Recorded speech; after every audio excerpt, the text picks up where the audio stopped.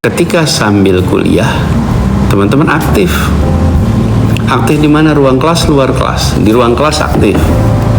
Semua tugas dikerjakan dengan benar, ikut diskusi di dalam kelas. Di luar kelas, ikut ekstrakurikuler, ikut organisasi.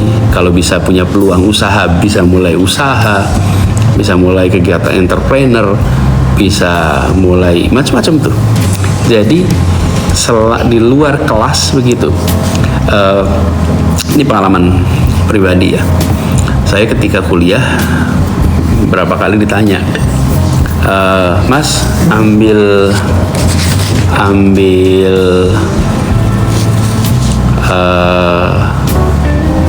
SKS-nya berapa?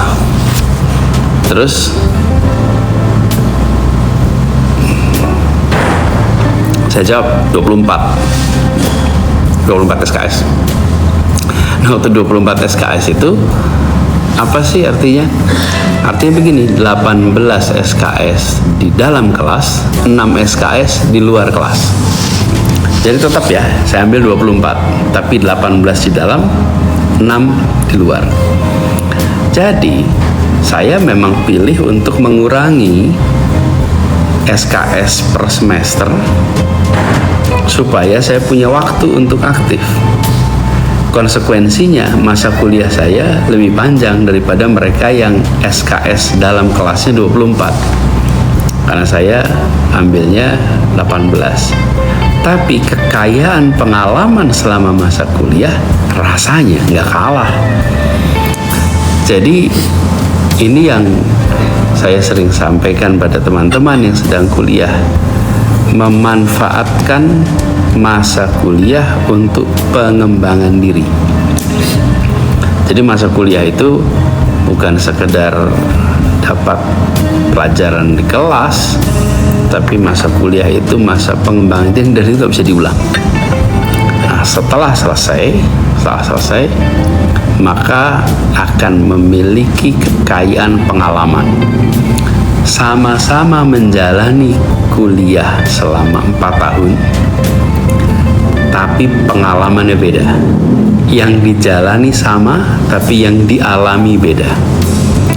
Yang dijalani sama-sama 4 tahun, tapi pengalamannya beda. Yang memiliki masa kuliah produktif, dia punya pengalaman yang jauh lebih banyak daripada yang tidak memiliki masa produktif.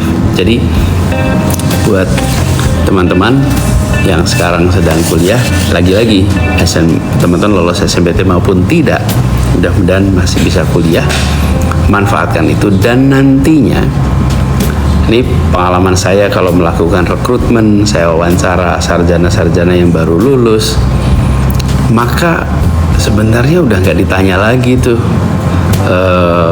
nama universitasnya, nama bahkan bidangnya, kadang-kadang nggak ditanya lagi. Yang dilihat adalah orangnya. Nih, saya punya pengalaman. Saya wawancara satu orang sarjana relatif muda. Lalu ketika saya lihat CV-nya, dia adalah atlet renang.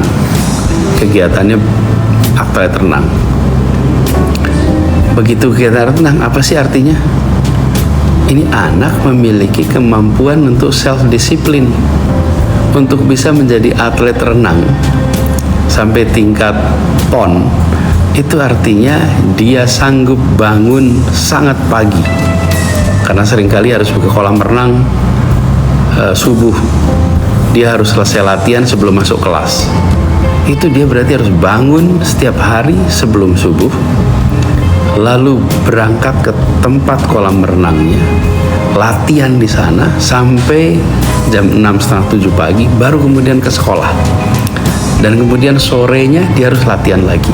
Nah, ini sudah langsung membuat saya melihat, ini menarik nih. Ini anak memiliki kemampuan self-disiplin yang tinggi.